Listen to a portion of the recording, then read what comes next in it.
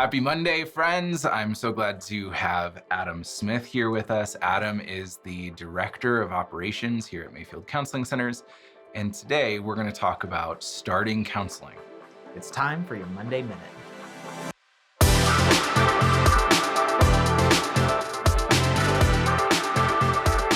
So as we talk about this idea of starting counseling, there's a lot to it that actually happens before we even pick up the phone to call or go on Psychology Today to find somebody. And Adam Smith, for several years now, has been working with incoming calls and connecting them with therapists that feel like the right fit, talking through insurance with people, and in general, just trying to get the process started so that once a person calls, they're started on the path of healing and finding clarity, hope, and purpose, all the things that we're looking to do at Mayfield. But I mean, we've had a lot of conversations. Yeah. There are things that come up that are pretty common that I don't think we're really taught Yeah. when it comes to looking for counseling or even dealing with insurance. And so, Adam, what are some of the main components of that first phone call that feel like they're always true? Like this always seems to be the case. Yeah. So, especially if you're new to the whole counseling process or the mental health field, that first phone call, for one thing, takes a lot of courage to make. And so, if you've done that and you haven't gotten a call back, and it feels like such a long time, don't get discouraged. Right now, we are in one of the biggest mental health crises our world and our nation has ever faced. And so, we on this side of things are still learning how to deal with that and how to handle the flood, as it were. Yeah. As you get phone calls, Mhm. what's something that would actually be really helpful for somebody to think about before picking up the phone? Yeah, that's actually something that a lot of people don't do because a lot of times whenever I receive phone calls, they're in the middle of their crisis. Mm, They're thinking, I need help and I need help now. mhm. And that is such a legitimate emotion. And a lot of people have been there. Um, and so they don't know what to look for. They don't know they're looking for. They just heard that this mental health thing is important and counseling is important and they're going through something that they feel they can't handle themselves. A couple of things just really, really practically that you can do is really just know or think about what are you actually needing, whether or not you're looking for I'm going through a recent breakup, or my partner and I are in this relational crisis. So we're looking for couples counseling, or I'm really struggling with these repeated patterns of behavior, of negative uh, thought patterns in my life, things like that. So I may be looking for just need to work on me, Mhm. or even just I'm looking to explore what mental health is and see and check on my own health and my own growth. And so thinking a little bit about what exactly is you're looking for. And this is where we can help too, is sort of narrow down your focus. If you come in with this idea that's too broad, anything and everything sounds good, but that's not really going to be, that may not be helpful for you in your journey and your process in the moment. So I guess what I'm hearing from that is that a lot of us can come into counseling saying like, I feel anxious or I feel Yeah. depressed. And while that's totally accurate to the experience, adding a little bit more specificity to that can actually be Right. really helpful in Right. saying, I'm depressed because of a breakup, or I'm depressed and I don't really know why, but it just feels like Yeah. it's a part of me, or maybe it's Yeah. something in my brain, or I feel depressed about how my life is going. Yeah. And I think, one of the things that I've really appreciated about the way that Adam handles some of the inquiries here is that he's very specific about the right fit of counselor. Yeah. And so I think what I'm hearing is that specificity actually helps you to be able to say, well, this might be a good Right. therapist. And it ultimately helps our clients because counseling is so hyper individualized. A a great counselor for one person may not be a great counselor for another based on a whole like several factors. I would also want to say it's okay not to know. I feel a good front person, whoever you're calling, is going to be. And another note on being specific is the flip side. The other side of that coin is I also see people that are hyper specific or overly specific. So they're actually creating barriers to care for themselves by their checklist. Hmm. Oh, I need a licensed professional that specializes in blah blah blah and has this availability and does this and this. And is 44 years old and has Right. 3 kids and Has salt and pepper hair.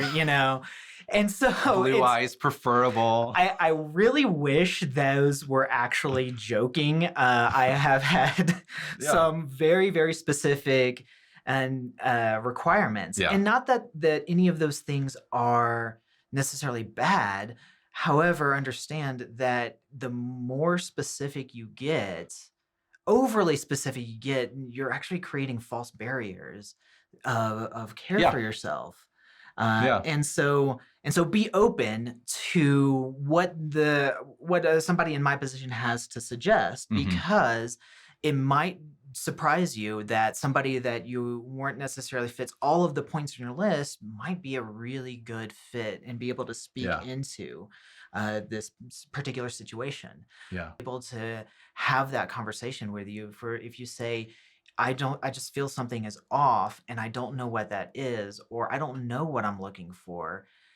I feel like if I ever get that, I want to have that conversation. Okay, let's explore that bit. I don't have a lot of time. Just the practicalities uh of being on this side of the phones. I can't take a lot of time with every single person, and I'm open to having that Mm. conversation. So let's explore and let's get you started in one area. And then as you go through that, explore one thing with your clinician, they can open up other areas that you may want to talk about and address as well. So it's okay not to know specifically what you are looking for. And having a general idea does help. One of the things that is becoming more and more common with counseling, and I think it's a lot because everything is getting more Yeah. expensive and counseling can be really pricey. And so a lot Yeah. of us with insurance want to use that insurance. Yeah. If somebody's calling in, are we supposed to call our insurance company first or just have our insurance card in front of us? What do we do? Yeah, no, that's a really important topic because healthcare is so expensive and counseling is a investment. I can consider counseling an investment of both time and money. Uh, and it may be a high investment at first, and the goal is that eventually you won't need that super regular counseling anymore and you'll get your life back. You'll build a healthy life and you'll build a healthy pattern of behavior that you know, you may spend a lot on the front end and it's going to pay off throughout the rest of your life. So as far as insurance goes, I think it would be helpful for you to actually call your insurance or at least have a general knowledge of what your insurance pays for mental health. They consider mental health completely separately and differently than a doctor's visit or any type of medical procedure. It's a specialist field. And so what you a copay that you may pay for just going to a doctor's checkup may not be the same copay that you would pay for a mental health visit. Now, insurance is really, really confusing. I do not begrudge anybody for not knowing all the specifics. I don't even know all the specifics of my own insurance. And having a general knowledge of or a general expectation of cost is very, very important. I think a lot of people come in and they haven't managed their expectations as far as cost and goes very well, both cost in financial cost and cost in the timing of it. It is an investment, considering an investment, but an investment into yourself, an investment into your health, and to a healthy way of living that will pay dividends. Like I said earlier, will pay dividends for the rest of your life. Um, And on that idea of investment and cost, I'd encourage people to shop around for a yeah, counselor, not just in what they focus on or how the interaction is with either the person at the front desk or yeah, answering the phone or the therapist themselves, but also like pricing. Some yeah, counselors charge way more than other counselors in their city, and they might have really good reasons for that. They might also not. yeah, And so knowing some of those prices, you are always able to ask. And I know Adam will yeah, always say, it kind of depends on who you're seeing, yeah, but like, here's what it's going to be. Like, that's not something that we as counselors should be keeping secret. yeah, It should be absolutely. something that is really easy for anyone to be able to access and to be able to compare. And the other thing that I would say as far as cost is that when it comes to counseling, it really is important for you to feel the weight of that financial burden to Yeah, counseling and to ask for assistance if you need it. yeah, But I think that weight actually helps us to be able to prioritize the effort that we want to put yeah, forth.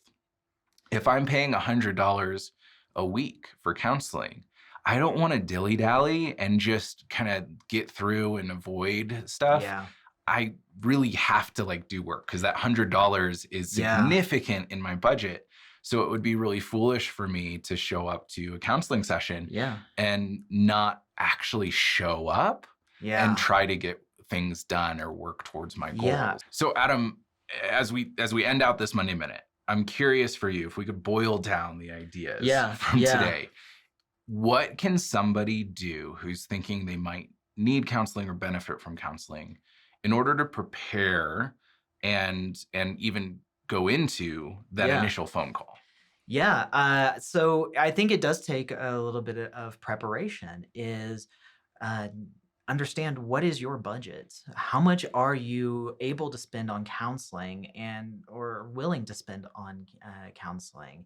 It is that an insurance question. What does your insurance cover for mental health? Do you need to call somebody?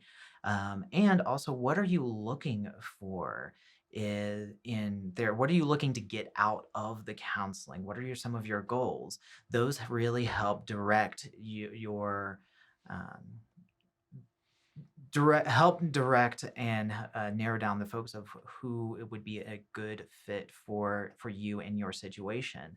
And also, I would say, like you said earlier, shop around, because unless you are in a mental health crisis or a true an emergency situation, there are multiple clinicians in your area that you can find that may be a good fit for you. Finally, I would say being open to what is available to you. Counseling is an investment and it is also a process. And so, even if somebody doesn't look exactly how you imagined them to be open to giving them a try. Ask for a 15-minute consultation. So, essentially, what we're asking you to do is meet with a complete stranger for an hour, possibly once a week. Mhm. And so it takes time for that relationship to build. So give it a little bit of time. Certainly be aware if you don't feel comfortable with them or in the environment, or if something feels a little bit off, that could because that's not a right fit for you, and it could just because you haven't broken the ice yet and established that relationship yet. Yeah. Well, thank you, Adam. Thank you, friends. Get Thank yourselves you. through Friday. Enjoy the weekend. And we'll see you back here on Monday for the next episode. See ya.